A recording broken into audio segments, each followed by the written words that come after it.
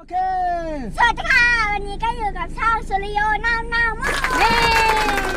วันนี้เราจะพาไปเที่ยวที่สถานตากอากาศบางปูเดี๋ยวพาไปดูนกนะครับ แล้วก็ไปให้อาหารนกนะฮะค่ะแล้วพวกเราจะพาไปดูนกอีกด้วยค่ะนกสีอะไรลูกนกสีขาวถูกต้องหรือนกสีดำไปกันเลยค่ะไปกันเลยข้างทางในระนาบสวยงามกันน่าดูฝั่งนี้นะฝั่งนี้ไม่ใช่ฝั่งโน้นฝั่งนี้ก็ด้วยนะคะคนขับเขารู้สึกยังไงบ้างคะ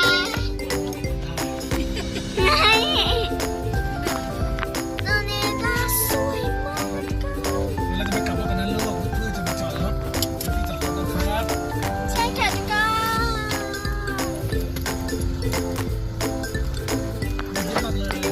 ถ้าใครเยอะรถเยอะมากเลยเราไม่รู้นะคะว่าจะจอดรถได้ไหมก็จอดรถไม่ได้ก็อยู่ข้างถนนเลยค่ะ